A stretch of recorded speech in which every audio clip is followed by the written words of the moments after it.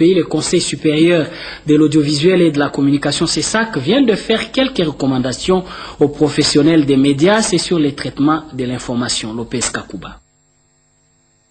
Par rapport à la situation qui prévaut dans l'est du pays, les régulateurs congolais demandent aux journalistes de traiter l'information avec professionnalisme en privilégiant la cohésion sociale, l'unité et la souveraineté nationale, d'éviter tout discours susceptible de démoraliser l'armée ou la population, d'éviter d'heurter les intérêts de la sécurité publique, d'éviter de violer les secrets de la défense nationale au risque de tomber sous le coup de l'article 78 de la loi numéro 96-002 du 22 juin 1996 et d'être sanctionné pour trahison. L'Assemblée plénière du Conseil supérieur de l'audiovisuel et de la communication a siégé le 20 novembre dernier. C'était la 12e session extraordinaire. La situation de médias à Lubumbashi dans la province du Katanga. Cette plénière était dirigée par le président du CESAC, Abbé Jean Bosco Baala Okwibale. Le compte-rendu de cette session est fait par Chantal Kanimbo, rapporteur du CESAC. L'Assemblée plénière a examiné cette décision et a décidé d'entériner cette décision tout en assouplissant la mesure prise contre certains médias, notamment la RTNC et Waptachi, qui vont reprendre leurs émissions de tous les programmes à condition de ne plus diffuser les émissions incriminées. Voilà, le mouvement social pour le renouveau, en sigle MSR, dénonce la complicité du Rwanda et de l'Ouganda dans la déstabilisation de la République démocratique du Congo. C'était au cours de sa session extraordinaire tenue aujourd'hui à Kinshasa. Coco Anaïs Mbikila, reportage. Objet de convoitise à cause de ses ressources naturelles, la République démocratique du Congo ne saurait sacrifier sa souveraineté et son intégrité territoriale pour céder à l'agression rwandaise et ougandaise, avec comme point de mise l'occupation de la ville de Goma. Face à ce destin menacé, le bureau politique du mouvement social pour le renouveau lance un appel à la résistance générale. Le MSR réaffirme que la souveraineté et l'intégrité du territoire de la République démocratique du Congo ne sauraient en aucune façon être remise en question par qui que ce soit, ni faire l'objet d'une quelconque négociation. Par conséquent, le MSR exhorte le peuple congolais, qui a déjà fait montre de bravoure pour faire échec à la colonisation, à la féroce dictature et aux multiples tentatives d'occupation de notre pays, à ne pas céder au désespoir et au découragement. Mobilisons-nous davantage en nous engageant dans une résistance populaire pour appuyer notre armée à libérer une partie de notre territoire occupé par le Rwanda. Le MSR invite toute la classe politique à enterrer la hache de guerre pour privilégier ce qui unit les Congolais. Réfléchir ensemble sur les actions qui doivent être menées pour chasser les envahisseurs. Les MSR restent solidaires avec nos vaillants combattants sur le front et en appellent au gouvernement de ne ménager aucun effort pour une prise en charge responsable de ses compatriotes en uniforme. Le MSR invite la communauté internationale en général et le Conseil de sécurité des Nations Unies en particulier de tirer les conséquences des droits découlant du rapport des experts de l'ONU et de sanctionner sans complaisance les auteurs impliqués dans les drames qui sévissent à l'est du territoire national. Nous recevons sur ces plateaux deux invités ou un invité accompagné. C'est M. Jean-Claude Mouissa, à qui j'ai dit bonsoir. Bonsoir. Vous êtes l'invité donc de ce journal. L'opinion sait très bien que ce samedi devrait avoir, ou il serait organisé ce samedi une soirée dénommée soirée des galas honneur Ley. Quels sont les derniers détails par rapport à cette organisation?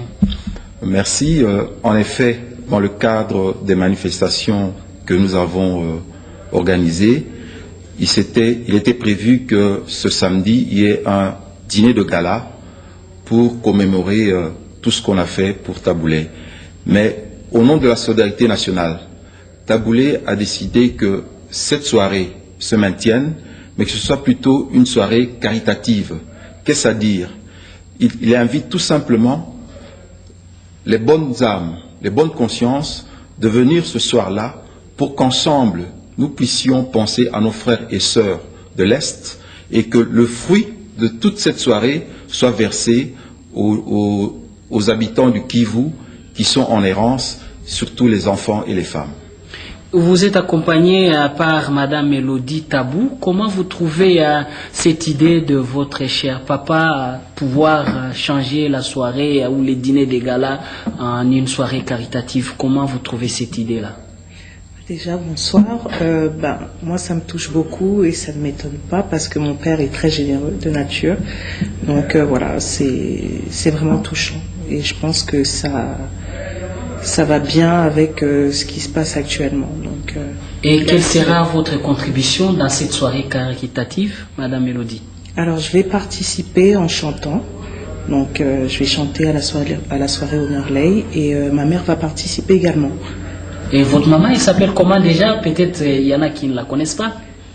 Ça m'étonnerait qu'on ne la connaisse pas. Elle s'appelle Billy Abel. Et malgré le fait qu'elle ait été hospitalisée dernièrement, elle tenait vraiment à participer à cette soirée. Un dernier mot, Monsieur Jean-Claude? Bon, comme l'a dit... Pour nos compatriotes de l'Est. Bon, je crois qu'il y a des mots clés qui ont été prononcés par le chef de l'État. Il appelle l'ensemble du peuple congolais à une mobilisation. Et il y a eu ce relais du Premier ministre qui a parlé de cette solidarité. Et tous ensemble, soyons solidaires avec nos habitants du Kivu. Merci beaucoup d'être venus. Les précisions sont données. La soirée Honneur Tabou, elle sera une soirée caritative. Et, mesdames, messieurs, le ministre de PTNTIC, Poste, Téléphone et Télécommunications, Nouvelles Technologies, la communication, c'est une dépêche que nous venons de recevoir. Trifon Kinké est arrivé ce mercredi 21 novembre 2012 à Massimanimba, dans la province du Bandundu. Il a été accueilli par le président de son parti, l'Action, avec l'administrateur du territoire, les notables de Massimanimba et la population locale. Son séjour s'inscrit dans le cadre de communier avec sa base dans son fief électoral. Nous sommes en train de les découvrir. Une mobilisation de la population a été à l'honneur. Clôture à Kinshasa des travaux d'évaluation de la campagne agricole avec la participation des partenaires du secteur de l'agriculture à RDC. Kinanga Musashi, reportage. Si la situation de la guerre à Goma était à la base de l'absence la première journée, à l'évaluation du travail en synergie des partenaires de la thématique agriculture-développement rural, qu'il avait lui-même convoqué, le ministre Vamwiti a néanmoins tenu à participer aux travaux de clôture. Il a d'emblée déploré, comme l'ambassadeur Lancheko du Royaume de Belgique, chef des files des partenaires, les guerres et la déstabilisation entretenues à l'est du pays, qui ne permettront pas la mise en œuvre des recommandations de ces travaux sur une bonne partie du territoire national, alors qu'elles engagent toutes les 11 provinces. Je vous demande de bien vouloir rester de cœur avec nos frères et sœurs qui, à ce moment précis, subissent les affres de l'agression de la partie est de notre pays. Les ministres provinciaux avaient été conviés à ces réflexions pour apporter les correctifs nécessaires et ils sont appelés à s'en approprier le suivi et l'encadrement. Pour la problématique sémencière, il a été demandé le renforcement de la synergie entre les institutions de recherche, les INERA, le SENASEM et les agri-multiplicateurs professionnels. La commission provinciale routière, quant à elle, a mis l'accent sur la nécessité de l'intégration entre agriculture et le désenclavement avec l'implication de toutes les forces vives sur le choix des